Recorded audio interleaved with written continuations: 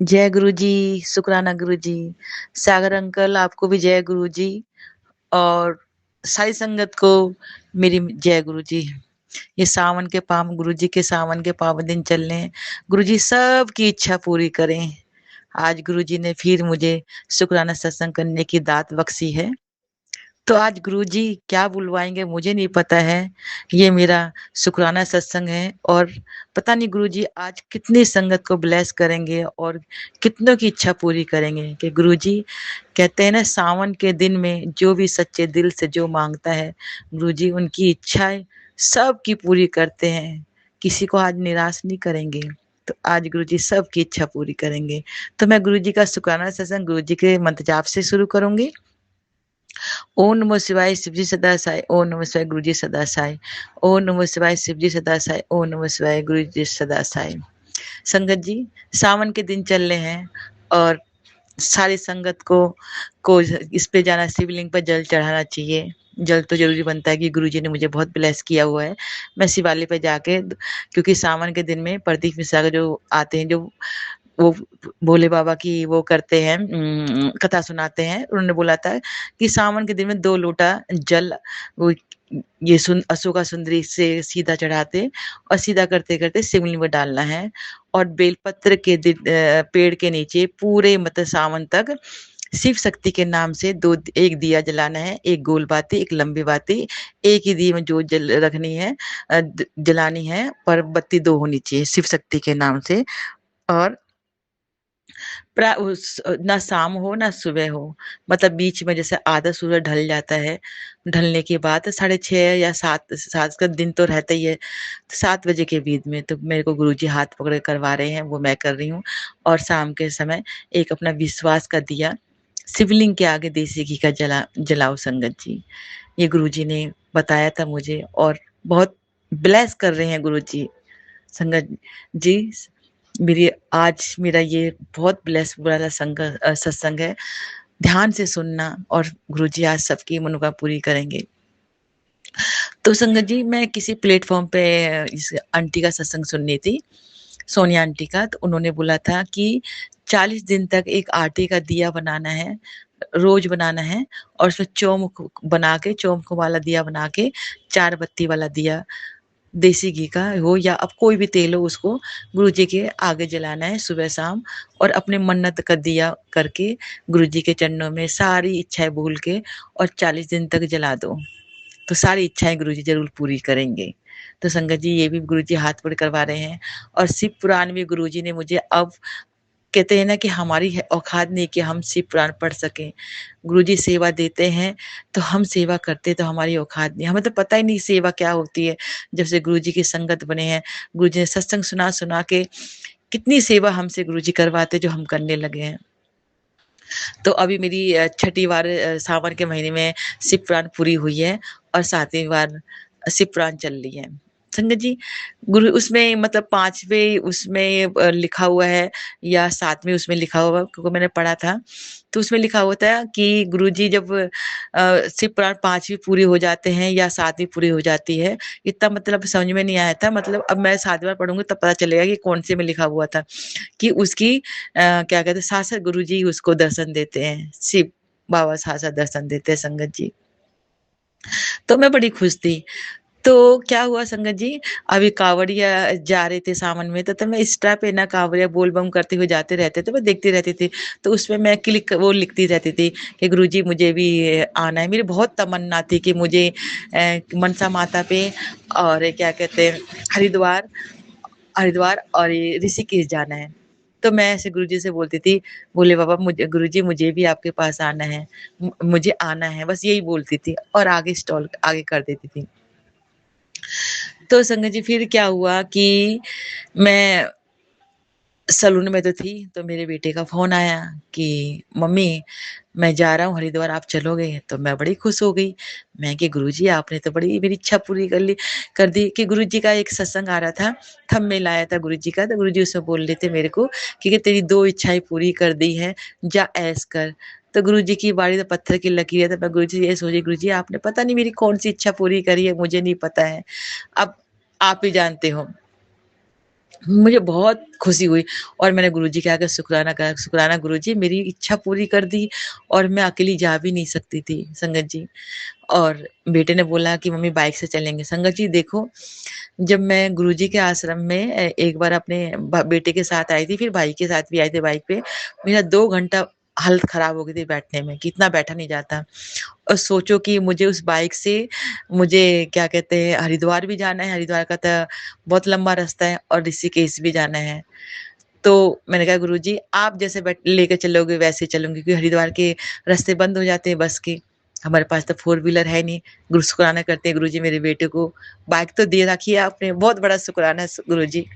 आज मैं सत्संग खुश होके करूँगी, आज रो के नहीं करूँगी, क्योंकि ये बहुत बड़े ब्लेसिंग सत्संग है। तो संगत जी फिर उसके बाद क्या हुआ कि मैं अपने ओनर से बात करी, उन्होंने बोला कि चलो ठीक है चले जाओ, 3 दिन की छुट्टी है चले जाओ। तो ठीक फिर उसके बाद वो लोग भी जा रहे थे, मेरा एक स्टाफ वो भी जा रहा था, खुद ओनर भी जा रहे थे, तो छुट्टी देगी क्योंकि ऑफ सीजन है, अभी इतनी सीजन नहीं है। तो हम लोग मैं पूजा पाठ के गुरु करके गुरुजी की सेवा करके और मैं संडे के दिन हम लोग सुबह निकल गए। निकलने के बाद हम लोग पहुँचे क्या कहते हैं 4 बजे पहुँचे और संगत जी इतनी गर्दी कि शिव खोड़ी पे देखने लायक नज़ारा था। पैर रखने को जगह नहीं थी, अनाउंसमेंट हो रहा था और वो हो रहे थे और गंगा इतनी बह रही थी, मतलब भरी हुई थी गंगा पूरी। हम लोगों ने वहाँ पे मुँह हाथ धोए क्योंकि जल तो लेके नहीं चल सकते, क्योंकि मुझे जाना भी था ऋषिकेश। तब मैंने बेटा से बोला कि बेटा पहले मनसा माता चलते हैं। तो उसने बोला ठीक है मम्मी मनसा माता चलते हैं। मुँह हाथ धो के वहाँ से निकल गए हम लोग। 6 बजे निकल गए थे, 7 बजे तक वो बंद होने वाला था, क्योंकि हमें जाना था उड़न खटोला से, क्योंकि इतना नहीं चला जाता, क्योंकि 6 घंटे में हम लोगों ने सफ़र तय किया, 6 से 7 घंटा भी हो गए थे। तो मेरे से नहीं चला जा रहा था, तो हम लोग बोला उड़न खटोला चलेंगे क्योंकि रात हो जाएगी, क्योंकि 3 दिन ही है हमारे हाथ में, हमें वापसी आना भी, जल भी चढ़ाना है। तो उड़न खटोला से गए और गुरुजी ने मनसा माता के दर्शन करवाए। बहुत भीड़ थी उड़न खटोला से आई संगत जी, और भोले बाबा के भी दर्शन हुए और क्या कहते हैं मनसा माता के बिल्कुल अच्छे दर्शन हुए, क्योंकि भीड़ थी तो अच्छे तक देख नहीं देते, निकलो निकलो निकलो निकलो। और वो भी उड़न खटोला वाले बोल लेते हैं कि अब बंद होने वाला है, जो जो रह गई हैं वो सब नीचे आ जाओ। बस दर्शन करे, दर्शन करके हम उड़न खटोला से नीचे आ गए। तो संगत जी, तो मैं रास्ते में हम लोग आधे रास्ते में मतलब रुके थे, मतलब थक गए थे, थोड़ा रुके थे, पानी-वानी लोग बाँटते रहते हैं ना, सेवा करते रहते हैं, तो सेवा कर रहे थे कि सावन के टाइम पे तो हर लोग सेवा करते हैं, टेंट लगाते हैं, सोने की व्यवस्था सब करते हैं। तो मैं जल पानी पीने लगी, मेरा बेटा भी पीने लगा। सो तो संगत जी धीरे-धीरे बच्चे मतलब मेरे बच्चों की, मेरे परिवार की गुरुजी बुद्धि को ठीक कर रहे हैं और मेरा बेटा मतलब इतना ज़्यादा बात नहीं करते थे, पर गुरुजी की मेहर से गुरुजी बात सही करता है। छोटे बेटे का भी फ़ोन आया था, तो फिर मैं वहाँ थी क्या कहते हैं हरिद्वार में, तो मैं स्विच ऑफ हो गए थे, तो पता नहीं चला, अभी देखा था लिखा हुआ था मिस्ड कॉल। तो संगत जी मैं उसको भी करूँगी, गुरुजी सारी इच्छाएँ पूरी कर रहे हैं, वो तो हमारे पिता हैं, वो क्यों नहीं करेंगे जब गुरुजी के चरणों में हमारी अरदास जाती है। सागर अंकल माफ़ करना संगत जी, माफ़ करना गुरुजी, मेरा सत्संग आज थोड़ा बड़ा हो जाएगा। तो मैं वहाँ हम लोग जल प्रसाद पी रहे थे, तो गुरुजी के बाइक पे किसी संगत की बाइक पे लिखा हुआ था जय गुरुजी और गुरुजी का छोटा-सा स्वरूप लगा रखा था, पिंक चोले का, जो बड़े मंदिर में गुरुजी ऐसे दोनों हाथ पे हाथ रख के बैठे हैं। तो मैंने कहा, "अरे जय गुरुजी, गुरुजी तो आप मेरे पास ही हैं।" मैंने कहा, "पता नहीं किस संगत का है?" तो आंटी कह रही है, आप जय गुरुजी आप भी मानते हो?" मैंने कहा, "हाँ, मैं भी मानती हूँ। देखो मेरा ब्रेसलेट भी देखो पिंक कलर का है।" कह रहे, "सेम सेम हो गया।" कह रही, "मैं सेवा करती हूँ बड़े मंदिर में, तो संडे की सेवा रहती है, तो आज मेरा हम लोग हरिद्वार जा रहे हैं।" मैं कहा, "चलो अच्छा ठीक है।" तो मैंने उनसे बोला कि मैं हरिद्वार जाऊँगी, ऋषिकेश जाऊँगी, मनसा माता जाऊँगी। कह रहे, "अच्छी बात है कि गुरुजी ने ब्लेस किया है।" फिर हम लोग वहाँ से निकल गए। मनसा माता के दर्शन होने के बाद संगत जी, फिर हम लोग हरिद्वार ही आ गए। हरिद्वार आने के बाद बेटे ने पेट्रोल डलवाया, मतलब गाय इतनी लंबा सफ़र है, तो पेट्रोल तो खर्चा होता ही है। तो मैंने बोला कि जो भी पैसा लगता है, जो भी तेरा पेट्रोल का वह है, वो मैं करूँगी, बाकी तुझे जो खरीदना है अपने बच्चों के लिए वो तू खरीद। बाकी जो भी सेवा है, क्योंकि बच्चों पे संगत जी इतना भार नहीं देना चाहिए। जब मैं कमा रही हूँ, तो बच्चों पे इतना भार नहीं देना चाहिए, क्योंकि उसके 3-3 2 बच्चे हैं, सॉरी संगत जी माफ़ करना, और किराए पे रहता है। बच्चे मेरे अच्छे बुरे कहते ना, माँ के लिए तो गुरुजी कहते थे ना कि माँ ऐसी होती है कि इसलिए गुरुजी पुरानी संगत को मतलब पुरानी संगत से अपने पैर दबाते थे, चरण स्वरूप दबाते थे। क्यों? क्योंकि माँ सबके लिए माँगती, पति के लिए, बच्चों के लिए, पर अपने लिए कभी नहीं माँगती माँगती थी। तो इसलिए गुरुजी पहले आंटियों को ब्लेस करते थे कि ये अपने लिए कुछ नहीं माँगती हैं। फिर हम लोग वहाँ से निकल गए। 7 साढ़े 7 का टाइम हो रहा था, लेकिन 8 बज गए थे, 8 ही बज रहे होंगे। तो ऋषिकेश गए। ऋषिकेश जाने के बाद फिर मेरा बेटा ने किसी से बात करी कि नीलकंठ किधर है? कह रहे नीलकंठी चढ़ाई ऊपर है। समझिए कि बाइक से मतलब इतनी ऊँची चढ़ाई और रात में पता भी नहीं चल रहा था, नीचे खाई भी थी। और चलते गए हम 2 बजे पहुँचे। बहुत ज़्यादा फिसलन हो रही थी क्योंकि वहाँ पे बादल नीचे आ जाते हैं नीलकंठ पे, ऊँची चढ़ाई थी और नीचे और धीमी-धीमी अमृत वर्षा हो रही थी गुरुजी की। जय गुरुजी, शुकराना गुरुजी। फिर वहाँ पे मतलब कुछ ऐसा साधन भी नहीं था लेटने का संगत जी, मतलब पूरा दिन चले, इतनी मेहर करी कि बॉडी में ना कोई थकान, ना कुछ, ना एकदम कहीं पेन, कुछ भी नहीं था। फिर वहाँ से हम लोग बाइक हम लोगों ने ऊपर ही खड़ी कर दी। उसके बाद बोला कि यहाँ से तुम्हें 1 किलोमीटर का रास्ता है जो पैदल चलना है, जहाँ पे नीलकंठ संगत जी मुझे पता भी नहीं था कि नीलकंठ मैं कभी जा सकती हूँ।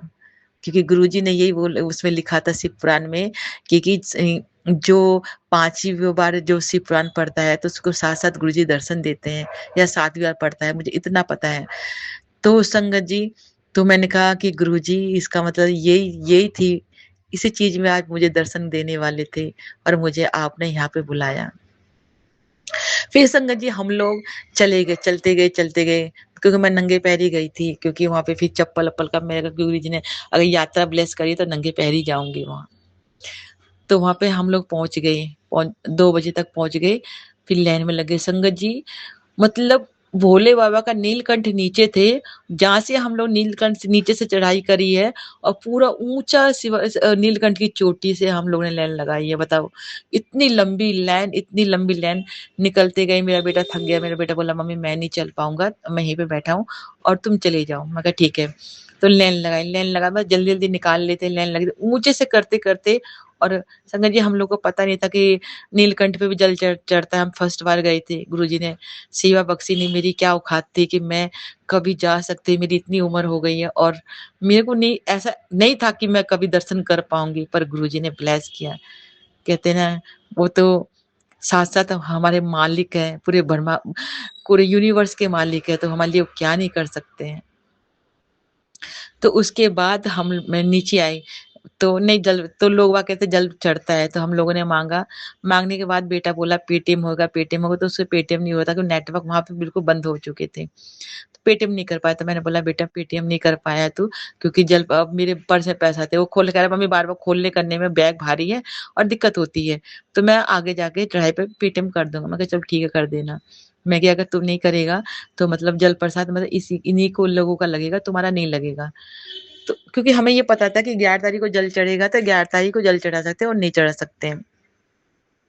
नीचे हम लोग आ गए, तो नीचे आने मैं आ गई और बेटा मतलब नीचे आधी लाइन में लग गया होगा, मुझे नहीं पता, उसने पहले ही दर्शन कर लिए और मैं बेटे को देख रही हूँ कि इतना देर हो गई, इतनी देर हो गई या नहीं आया। तो 4 बजे हमारे कहते हैं ना अमृत वेला का समय था उस टाइम। 4 बजे हमें बाबा के दर्शन हुए और क्या दर्शन थे संगत जी। मतलब जल्दी-जल्दी निकाल लेते इतने देख नहीं पाई थी। नीचे शिवलिंग था, ऊपर शिवलिंग बना था, ऊपर से चढ़ा रहे थे और नीचे शिवलिंग पे जा रहा था।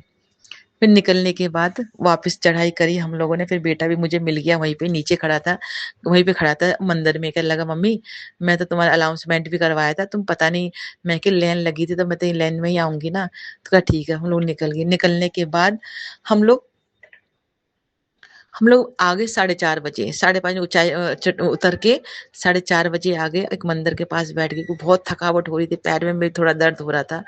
तो वहाँ पे आरती का समय था, तो उन लोगों ने बोला कि चलो, करो। मतलब चलो यहाँ से गुरु कहने लगे नीचे उतर जाओ, नीचे उतरो चलो। तो फिर हम लोग निकल गए। तो अमृत वर्षा हो रही थी, धीमी-धीमी क्योंकि बादल बिल्कुल नीचे आ गए थे और ऐसी वर्षा हो रही गुरुजी की अमृत वर्षा, 7 बजे हम लोग वहाँ से निकल गए। निकलने के बाद संगत जी पूरी अमृत वर्षा हो रही, भीगते गए। मैं कि आज तो भीगना ही है क्योंकि ये गुरुजी की अमृत वर्षा है और भीग के ही जाएँगे। तो हम लोग फिर पहुँच गए वहाँ पे, फिर हम लोग हरिद्वार आ गए। हरिद्वार में इतनी भीड़ कि निकलने का रास्ता नहीं, इतना जाम लग रहा था क्योंकि जल तो कल चलना है और मंडे का मेरा व्रत था, तो मंडे को मैं व्रत नहीं रख पाई, क्योंकि मैं व्रत रखती हूँ सावन के, तो मंडे को व्रत नहीं रख पाई क्योंकि सफ़र में जाएँ तो गुरुजी के लिए ही की यात्रा में गुरुजी ने ब्लेस करी तो गुरुजी के लिए जा रहे हैं, तो उसमें मैं व्रत नहीं रख पाई थी। तो उसके बाद संगत जी, हम लोगों ने जल उठा लिया नहा धो के। बहुत बारिश हो रही थी, बहुत गंगा हरिद्वार की गंगा बहुत ऊपर तक थी। जल लिया, जल लेके हम लोग निकल लिए और बहुत गर्दी बिल्कुल निकला ही नहीं जा रहा, इतना जाम में फँस गए। फँसने के बाद हम लोग कहते हैं संगत जी कि गुरुजी हमेशा जब गुरुजी की किसी संगत का जब कष्ट काटना होता था तो गुरुजी बाहर भेज देते थे कष्ट को काटने के लिए। तो मेरा और मेरे बेटे का पता नहीं गुरुजी को कौन-सा कष्ट काटना था जो गुरुजी ने हमें बाहर भेज दिया, क्योंकि मैं ब्लैक मैजिक से बहुत जूझ रही हैं और मेरी गुरुजी जानते हैं कि बिन बोलिया सब जानता है। और मैं जैसे निकली मेरे अंदर से यही वाणी चल रही थी, सतगुरु आयो शरण तुम्हारे, सतगुरु आयो शरण तुम्हारे, यही वाणी अंदर-अंदर चल रही थी। पता नहीं गुरुजी को हमारा कौन-सा कष्ट काटा था। मैंने हरिद्वार में गई, फिर मैंने अरदास लगाई, गुरुजी ये सावन के पावन दिन हैं और आप सावन के दिन में सारी इच्छाएँ पूरी करते हो और मेरी इच्छा तो आपके श्री चरण कमल में मेरी अरदास तो लगी हुई है। पहले तो मैं आपसे आपको ही माँगती हूँ। मेरे रोम-रोम में बस जाओ मेरे मालिक, वो आँखों में जो रस नहीं है ना, वो रस भर दो। हर सिमरन में, हर साँस में आपका सिमरन चलता रहे। हर साँस में आपका नाम जाप चलता रहे मेरे मालिक। अपने नाम की दात बख्शो, अपने चरण कमलों की सेवा बख्शो बाबा। दुनिया रूठ जाए मुझे कोई मतलब नहीं है, पर मेरे मालिक, हे मेरे सच्चे बादशाह, तू कभी मत रूठना, क्योंकि मैं वो राह का पत्थर थी, जो लोगों ने मुझे ठोकर मार के चले जाते थे। पर आपने उस राह के पत्थर को उठा के अपने श्री चरण कमलों में स्थान दिया। मैं कितनी भाग्यशाली हूँ, मैंने ऐसा कौन-सा एक अच्छा कर्म करा था मेरे मालिक, जो आपने मुझे अपने श्री चरण कमलों से जोड़ा। मैं एक-एक आँसुओं से ऐसे रोती थी आपके चरणों में बैठ के कि बाबा, मुझे सब छोड़ के चले गए। मेरी व्यथा को तू ही जानता है, बाकी कोई नहीं जानता। मेरे दर्द को तू जानता है बाबा। जिनके लिए मैंने सब कुछ किया, आज वो ही मुझे नहीं समझते। फिर भी मैं इस दुःख दूर का आपका शुक्राना करती हूँ बाबा। पता नहीं आप मेरे कौन से कर्म काट रहे हो मुझे नहीं पता। गुरुजी कहते हैं ना कि जहाँ जब तुम्हारी सोच खत्म होती है तो वहाँ से मेरी सोच चालू होती है। जिस हाल में रखो इस हाल में आपकी रज़ा में राज़ी हूँ। मैं इस आत्मा का भी शुक्राना करती हूँ मेरे मालिक, जो मुझे इतना ध धक दुःख दर्द देती है, क्योंकि ये मेरे शरीर से चिपकी रहती है कि जाने का नाम नहीं लेती है। इसका भी शुक्राना। उन इंसानों का भी, उन लोगों का भी शुक्राना करती हूँ जिन लोगों ने मुझे बहुत दुःख दर्द दिए, मेरी आत्मा को अंदर से झंझोड़ दिया, उनका भी शुक्राना करती हूँ बाबा। हर बेला शुक्राना करती हूँ बाबा। आज भी तेरा शुक्राना, कल भी तेरा शुक्राना मेरे मालिक। हर दिन का शुक्राना मेरे मालिक। हम शुक्राना कहने लायक नहीं थे, आपने शुक्राना कहने लायक बनाया मेरे मालिक, मेरे सच्चे बादशाह। जय गुरुजी, शुक्राना गुरुजी। हर दिन का शुक्राना, हर रात का शुक्राना, हर पल का शुक्राना, हर साँस-साँस का शुक्राना, दिल की गहराइयों से शुक्राना मेरे सच्चे बादशाह। जो दिया उसका भी शुक्राना, जो नहीं दिया है उसका भी शुक्राना, जो दे के ले लिया उसका भी शुक्राना, जो देने वाले उसका भी शुक्राना बाबा। बस मैं टूट के बिखर चुकी थी बाबा और आपने मुझे सँभाल लिया मेरे मालिक। मैं पापुन हूँ बाबा, मेरे में कोई गुण नहीं है, सारे गुण आप में हैं। मैं तो अवगुण से भरी हुई हूँ।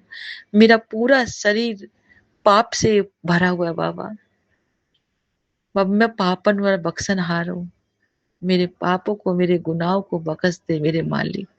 मेरे बच्चों के गुनाहों को ही बख्शना बाबा। उनको अपने श्री चरण कमलों में जोड़ना, मेरे परिवार को, मेरे बच्चों को, मेरे पति को, सबको बख्शना और पूरी संगत को आज ब्लेस करना बाबा, क्योंकि आज शिवरात्रि का दिन है।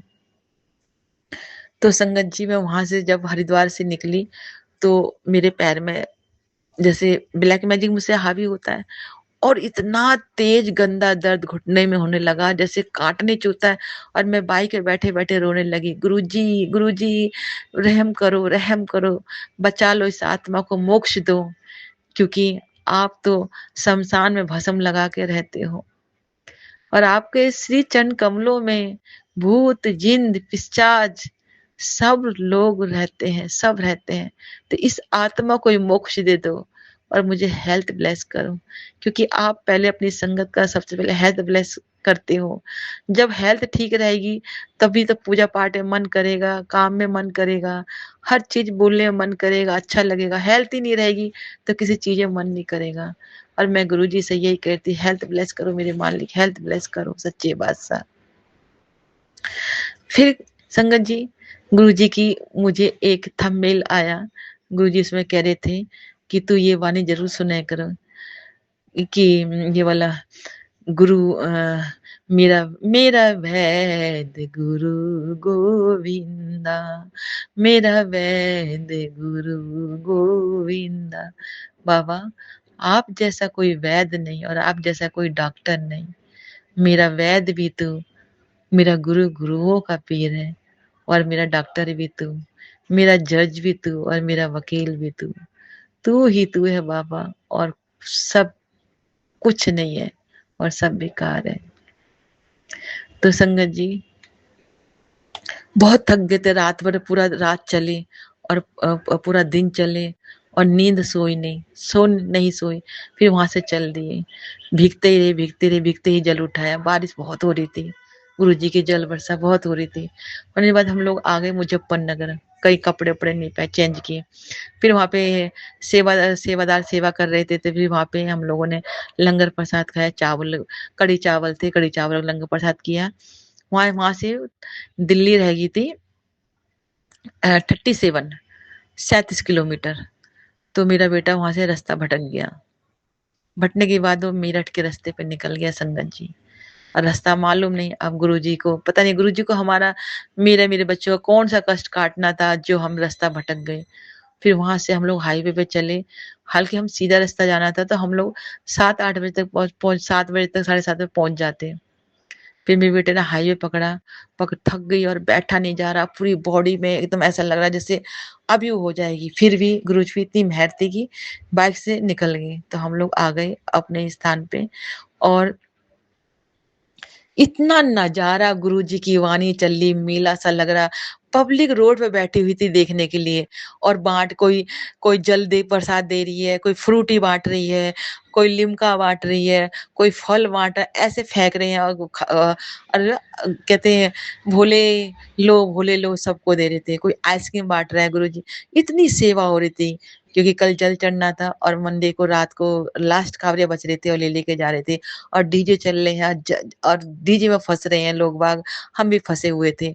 और इतनी संगतों ने, जिन संगतों ने, संगत जी, गुरुजी, जिन संगतों ने, सेवादार जो सेवा कर रहे थे, पानी पिला रहे थे, वो बहुत बड़ा पुण्य होता है जो मतलब कांवरियों को देते हैं, क्योंकि कांवरियाँ भूखे भटकते चलते रहते, रुकते नहीं, क्योंकि डाक कांवर तो रुकती नहीं है, डाक कांवर भागते रहते हैं, क्योंकि उनको रुकना ही नहीं होता है, और दूसरे दिन जल चढ़ना होता है। सबकी सेवा करे तो उनको बहुत-बहुत ब्लेस करना, जिन लोगों ने सेवा की, और पूरी संगत को ब्लेस करना। आज शिवरात्रि का दिन है संगत जी, जिन-जिन संगतों को जिनकी मन्नतें पूरी नहीं हो रही, इच्छा पूरी नहीं हो रही है, जो बच्चों से दुखी हैं, या पतियों ने उनके साथ नहीं बनती है, सबकी इच्छा पूरी करना बाबा, सबकी मनोकामना पूरी करना मेरे मालिक सच्चे बादशाह। फिर उसके बाद हम लोग आ गए, क्या कहते हैं, जहाँ पे टेंट लगा हुआ था, वहाँ पे आके आराम किया, 11:30 हो गए थे। और फिर वहाँ पे सेवादार भी लग रहे थे, दवाई गोली भी दे रहे थे। मैं सोई नहीं, बेटा भी थक गया था बिल्कुल, पैर से चला नहीं जा रहा था। फिर मैंने एक दर्द की गोली ली, मैं कहा मेरे को नींद की गोली भी दो। फिर लोगों ने नींद की गोली दी, फिर चाय प्रसाद पी के, नहा के, और मैं सो गई। बेटा कहीं और, वहाँ पे जगह नहीं थी, दूसरे में उसमें सेवादार जहाँ सेवा लगा लगा रहे टेंट में, वहाँ सो गई। फिर सुबह उठी, सुबह उठ के फिर नहाए-धोए, चाय पी पहले तो चाय पीने के बाद फिर नहा धो के अपनी वो उठा ली। और गुरुजी ने डांस भी करवाया। मैंने बोले तेरी बम हो, बोले तेरी बम, तो वो डांस करवाया, डांस करी। डांस क गुरुजी पता नहीं कौन-सा कष्ट काट रहे थे, जो मुझसे डांस कहते थे। जब गुरुजी हमसे डांस करवाते थे, तो हमारे पूरी बॉडी का स्कैनर कर लेते थे। तो पता नहीं मेरे गुरुजी ने कौन-सा स्कैनर करके मेरा कष्ट कटवाया है। मुझे पता है कि मेरे गुरुजी ने मेरा ब्लैक मैजिक का अंत किया है आज। आज इसका अंत हो चुका है। अब ये मुझे कभी भी नहीं परेशान करेगा, क्योंकि कोई ऐसा भगवान नहीं है जो मुझे ठीक कर सकता है। फिर एक मेरा सच्चा बादशाह, मेरा मालिक, मेरा ताज, सर का ताज, बस वही ठीक कर सकते हैं, बाकी कोई नहीं ठीक से कर सकता। उसके बाद फिर गुरु हम लोगों ने जल चढ़ाया शिवरात्रि में। जल चढ़ाने के बाद अब मैं नहाई-धोई, जो मेरे कपड़े गंदे थे वो सब धोने के बाद मैं गुरुजी का चर 4 मुखी वाला आटे का दिया जला के, और माता का तारा काली माता को, मेरी तो कुल देवी है, मेरी माँ, मेरी शिव शक्ति, मेरी दोनों, मेरे मेरे पिता और मेरी माँ, दोनों के चरणों में बैठी हूँ और मैं अपना शुक्राना सत्संग कर रही हूँ। तो अब मैं शुक्राना सत्संग गुरुजी के मंत्र जाप से विराम करूँगी। सारी संगत को मेरी जय गुरुजी। और सागर अंकल, आपको गुरुजी बहुत-बहुत ब्लेस करें, क्योंकि आप बहुत अच्छा काम करते हैं कि हमारा सत्संग शेयर करते हैं। इससे बड़ा काम और कुछ नहीं है। आपको भी गुरुजी बहुत ब्लेस करें, आपकी भी सारी इच्छाएँ पूरी करें। अब मैं गुरुजी का शुक्राना सत्संग गुरुजी के मंत्र जाप से विश्राम करूँगी। गुरुजी जब मुझे नया सत्संग लेके आएँगे तब मैं फिर बोलूँगी। ओम नमः शिवाय, शिव जी सदा सहाय। ओम नमः शिवाय, गुरु जी सदा सहाय। ओम नमः शिवाय, शिव जी सदा सहाय। ओम नमः शिवाय, गुरु जी सदा सहाय। सारी संगत को मेरी जय गुरु जी।